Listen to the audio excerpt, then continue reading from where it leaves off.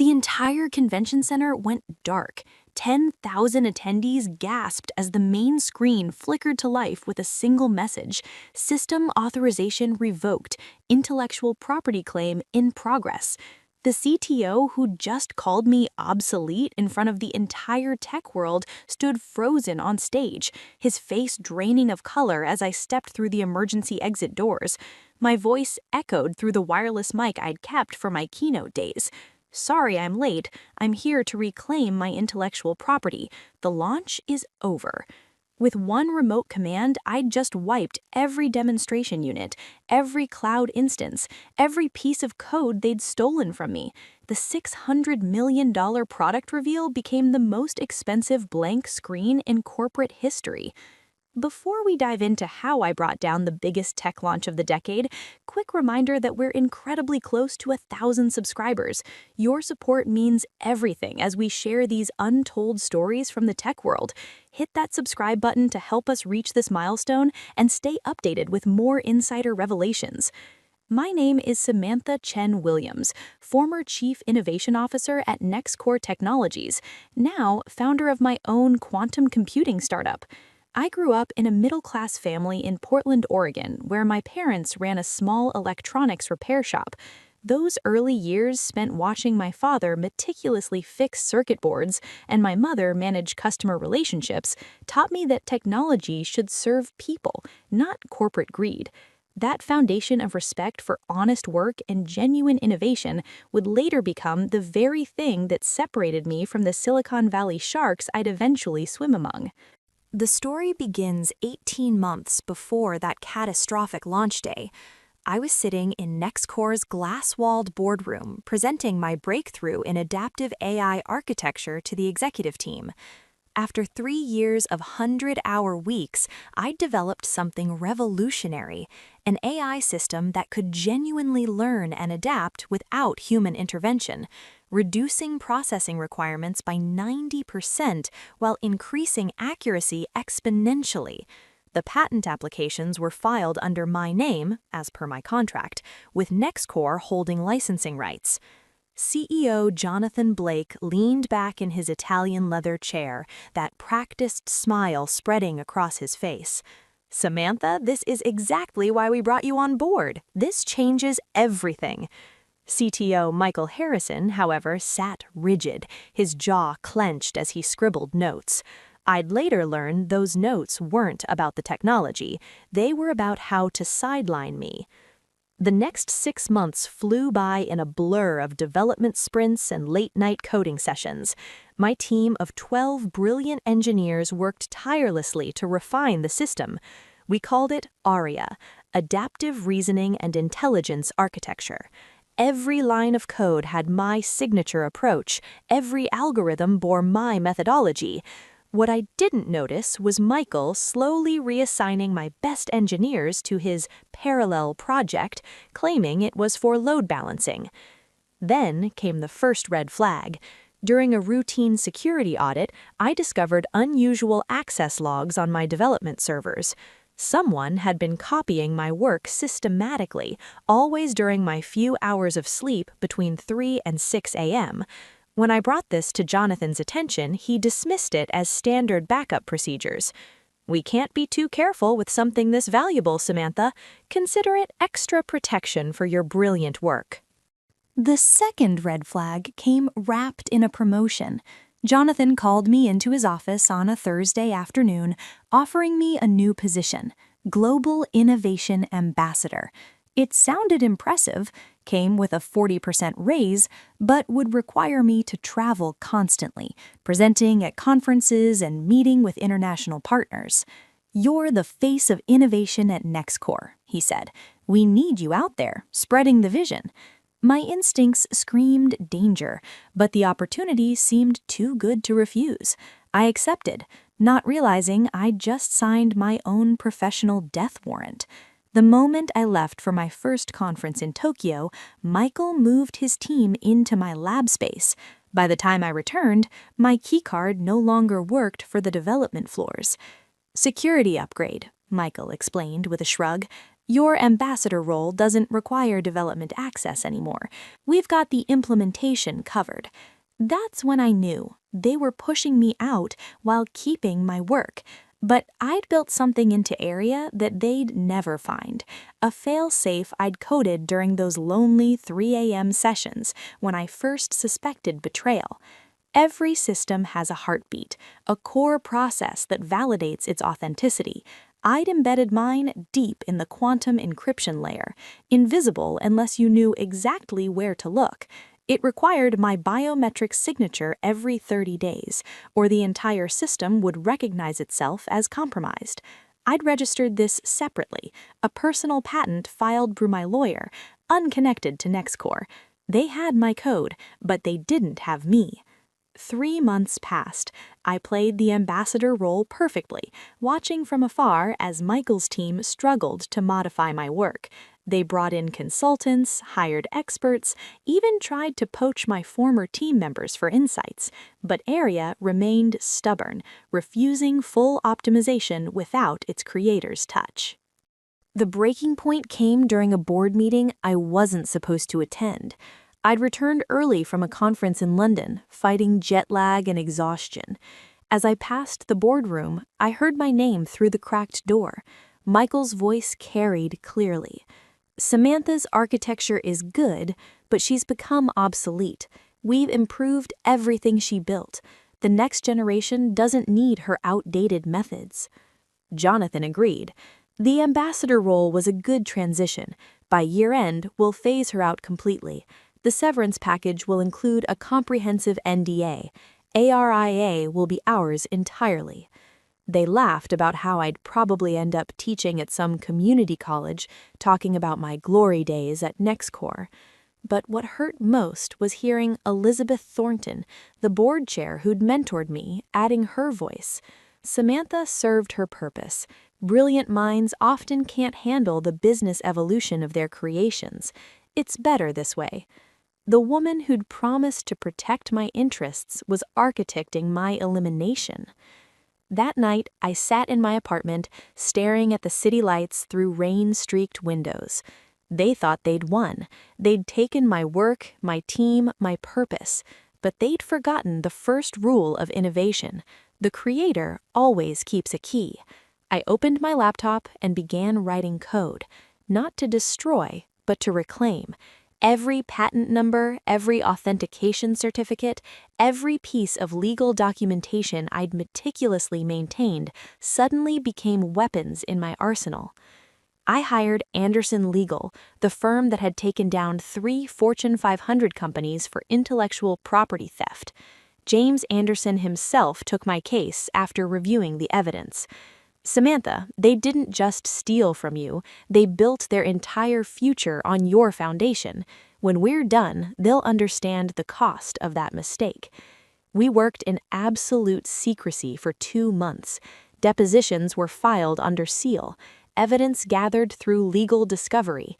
NexCore remained blissfully unaware, so confident in their plan that they'd announced the global reveal of ARIA 2.0, their revolutionary breakthrough in AI technology. The marketing campaign alone cost $15 million. Every tech journalist received exclusive previews, though carefully controlled to hide the system's true origins. During this time, something unexpected happened. Rachel Torres, one of my former lead engineers, reached out through an encrypted channel. Sam, I need you to know, we documented everything. Every time Michael claimed your work as his, every meeting where they discussed removing you, every line of code they stole. 7 of us have been keeping records. We're ready to testify when you need us. The loyalty of my team, even after being forcibly reassigned, gave me strength. They'd risked their careers to preserve evidence, knowing that someday justice might be possible. Rachel revealed that Michael had even attempted to patent my core algorithms under his name, filing applications 3 days after gaining access to my servers. The hubris was staggering.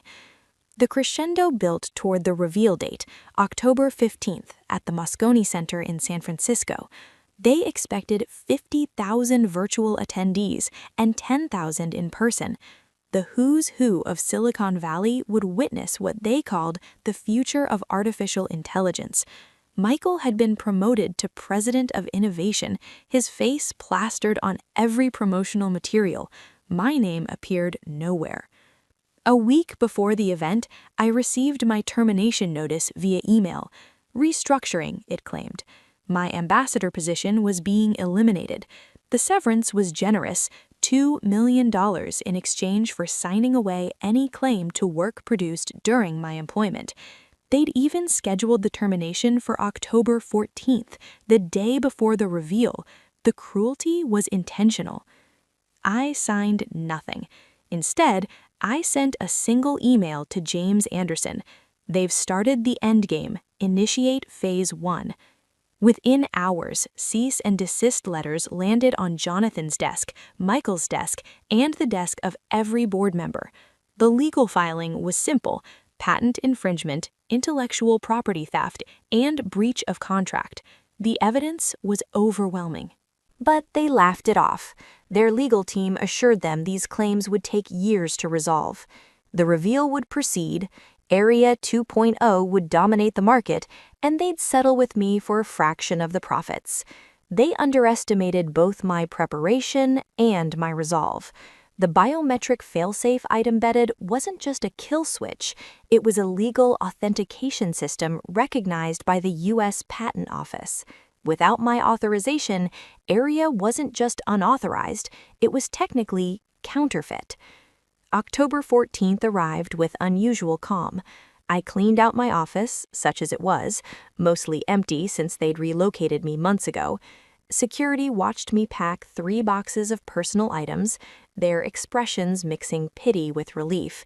The innovation ambassador was finally leaving. Michael didn't even bother to say goodbye. He was too busy preparing for his triumph. As I carried my boxes past the development floor, I saw my old team through the glass.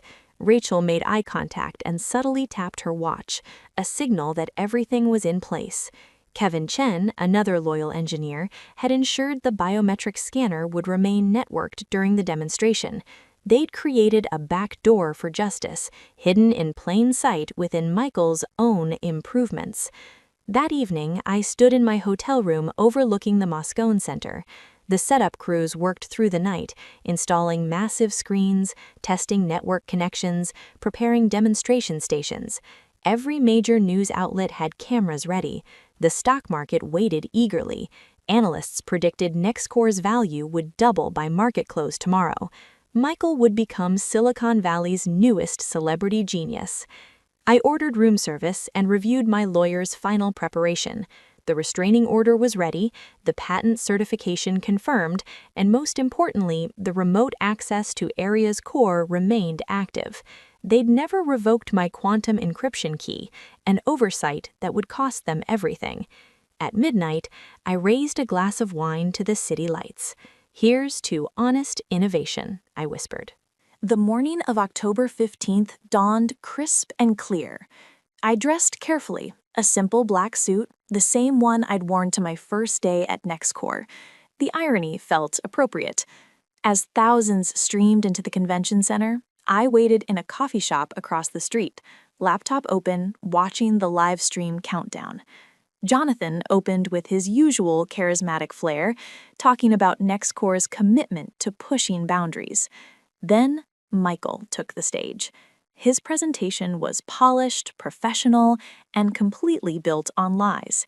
He described his breakthrough innovations, his revolutionary approach to adaptive learning. When he said, "Some people become obsolete when technology evolves. I prefer to be the evolution," the audience applauded. He was talking about me without naming me, a final insult to accompany the theft. The demo began. ARIA 2.0 responded flawlessly to initial commands, its interface gleaming on the massive screens. Michael's confidence soared as he described applications in healthcare, finance, defense. The audience leaned forward, captivated. Stock prices climbed in real time on the financial tickers. Everything was perfect until I opened my quantum authentication app and revoked system access. The chaos was instantaneous and complete. Every screen went black simultaneously. The demonstration units froze mid-process.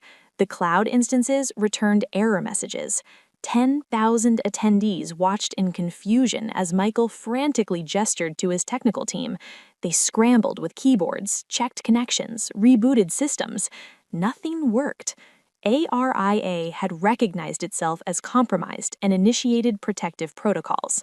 That's when I made my entrance. The emergency exit doors were surprisingly easy to access with my old keycard, another oversight in their security update. I walked onto that stage where I'd once presented my life's work, now reclaiming it in front of the world. The wireless mic I carried connected automatically to the convention center's system, my voice filling the stunned silence. Sorry I'm late. I'm here to reclaim my intellectual property. The launch is over. I held up my phone showing the Patent Office authentication. ARIA, Adaptive Reasoning and Intelligence Architecture, is my creation, protected by patents filed independently 16 months ago. What you've witnessed today isn't innovation, it's theft on a corporate scale. Michael's face cycled through emotions: confusion, rage, fear. "Security!" he shouted, but I continued calmly. "Every line of code in your demonstration contains my biometric signature. The system you've spent $600 million preparing to launch recognized my revocation of access. This isn't a malfunction, it's property returning to its rightful owner." Jonathan Blake rushed onto the stage, his CEO composure cracking. "Samantha, we can discuss this privately." The live stream cameras captured everything, millions watching worldwide as the truth unfolded. "We're past private discussions, Jonathan. You terminated me yesterday, remember? I'm no longer bound by any employment obligations." Elizabeth Thornton stood from her VIP seat, her face pale as she realized the magnitude of their mistake. The mentor who'd betrayed me now watched her reputation crumble alongside the company she'd helped rob me. Her attempted intervention was cut short when Rachel Torres and 6 other engineers walked onto the stage, each carrying boxes of documented evidence. "We've been waiting for this moment," Rachel announced to the stunned audience. "Every stolen algorithm, every falsified credit, every meeting where they planned to eliminate Samantha while keeping her work, we have it all documented. This isn't just intellectual property theft, it's conspiracy." James Anderson chose that moment to enter with a team of federal marshals. The cease and desist had escalated to criminal investigation when evidence emerged of systematic corporate espionage. The access logs I'd documented, the emails discussing my removal, the patent filings they'd attempted to override, all admissible evidence in what would become the tech industry's most watched legal battle. The immediate aftermath was devastating for NexCore. Trading was halted as their stock price plummeted 60% in minutes. The demonstration units remained locked, displaying my patent numbers. Tech journalists who'd come to celebrate innovation instead witnessed its theft being exposed. Within hours, every major outlet ran the story. NexCore's $600 million launch crashes as original creator reclaims stolen technology. Michael was escorted from the building by security, his President of Innovation title lasting less than 24 hours in practical terms. Jonathan faced the board's emergency meeting while federal investigators seized servers and documentation. The careful corporate structure they'd built to steal my work crumbled in real time, broadcast to the world. But I didn't destroy ARIA. That was never my intention. Instead, I demonstrated something more powerful, that true innovation can't be stolen, only borrowed. The system recognized its creator and chose accordingly. Within my laptop, the real ARIA 2.0 operated flawlessly, my actual improvements, not their bastardized version. I'd continued developing in secret, knowing this day would come. 3 days later, I held my own press conference, not in a massive convention center, but in my parents' old electronics shop in Portland, now closed but still owned by our family. Surrounded by the workbenches where I'd first learned to respect technology, I announced my new company, Authentic AI. We would build ethical artificial intelligence with transparent practices and proper attribution for all contributors. The 7 engineers who'd stood by me became my founding team. Their courage in documenting the theft, despite personal risk, proved the kind of integrity I wanted at Authentic AI's core. Rachel Torres became my CTO, a title she'd earned through loyalty and brilliance. Together, we would build what NexCore had tried to steal, genuine innovation with ethical foundations. The lawsuit settled 8 months later. NexCore paid $400 million in damages and penalties, though money was never my primary goal. The real victory was the legal precedent. Biometric authentication in code was recognized as valid ownership verification. Thousands of developers worldwide suddenly had new protection against corporate theft. Michael Harrison was barred from executive positions in public companies for 5 years. Jonathan Blake resigned in disgrace, his reputation forever linked to the failed theft. Elizabeth Thornton's fall was perhaps the most dramatic. Once Silicon Valley's most respected board member, she faced personal lawsuits from investors who'd trusted her oversight. The revelation that she'd actively participated in stealing from someone she'd mentored destroyed her carefully built legacy. She retired from all board positions within 6 months, her name becoming synonymous with corporate betrayal. My team from NexCore joined Authentic AI almost immediately. They'd been waiting, hoping I'd fight back against what they'd watched happen. Together, we rebuilt Aria properly, not as a corporate product to maximize profits, but as a tool to genuinely improve lives. Our first application helped doctors diagnose rare diseases. The second assisted teachers in identifying learning disabilities early. Technology serving humanity, not stock prices. The irony wasn't lost on anyone when Authentic AI's valuation exceeded NexCore's within 18 months.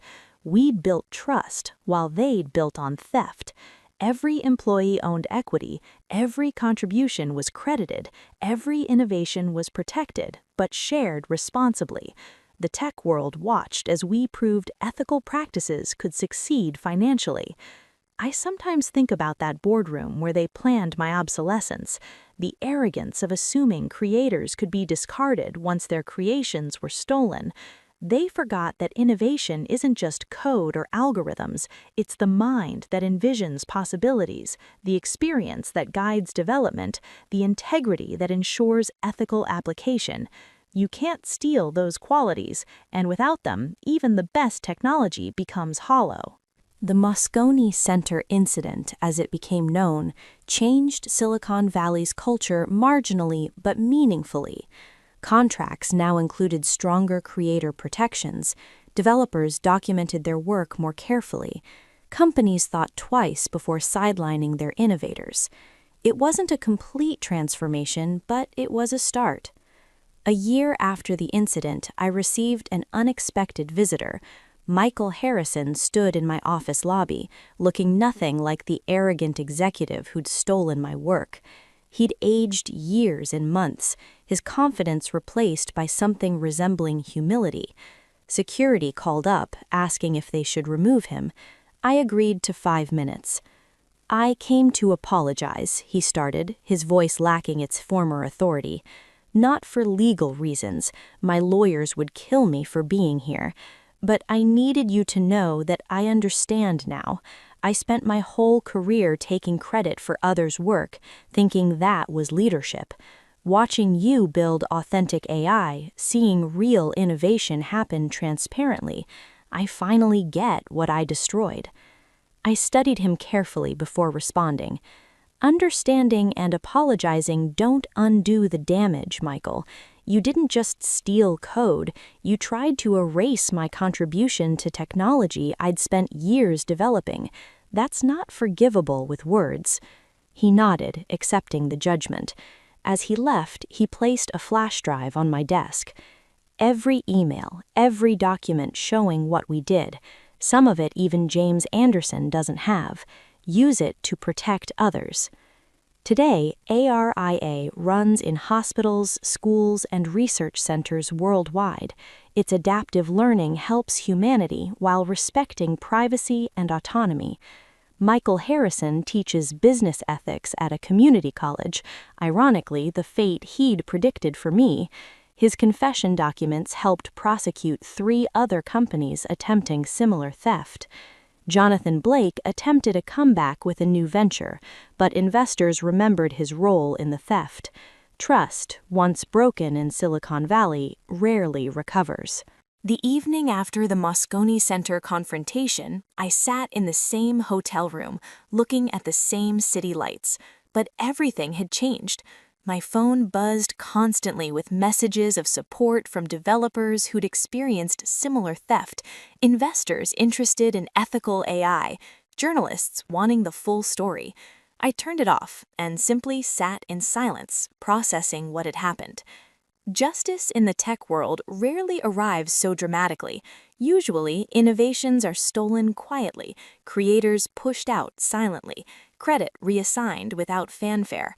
I was fortunate to have built-in protection, to have documented everything, to have found the courage to fight back. Not everyone gets that opportunity, but everyone deserves it. Authentic AI now runs an annual program for independent developers, providing legal resources to protect their innovations. We've helped expose 12 cases of corporate theft, returning credit and compensation to the rightful creators. It's a small step in an industry built on borrowed brilliance, but every protected innovation matters. The remote wipe at Moscone wasn't destruction, it was restoration. By removing my code from their servers, I returned integrity to innovation. The blank screens that horrified 10,000 attendees became symbols of what happens when corporations forget that behind every breakthrough is a human being who deserves respect, recognition, and rights to their own creation. Last week, my parents visited our headquarters again. Standing in the labs where my team develops tomorrow's technology, my father said something that captured everything. You didn't just reclaim your code, Samantha. You reclaimed the principle that honest work deserves honest recognition. My mother added, and you did it without becoming like them. That mattered more than the money, the vindication, or even the technology itself. The truth about innovation is that it comes from human creativity, determination, and countless hours of focused work. It can't be truly stolen because its essence lives in the mind that created it. NexCore learned this lesson at a cost of $400 million and a destroyed reputation. But the real cost was losing the trust of every innovative mind who might have joined them. They chose theft over respect. And in Silicon Valley's interconnected world, that choice echoed through every hiring decision, every partnership opportunity, every investor meeting. Thank you for joining me through this journey of reclaiming what was rightfully mine. These stories of justice in the tech world need to be heard. We're so close to reaching 1,000 subscribers. Your support helps us continue sharing these important narratives. Please subscribe to be part of our growing community and catch more insider revelations from Silicon Valley. Until next time, remember, true innovation can never be stolen, only temporarily misplaced.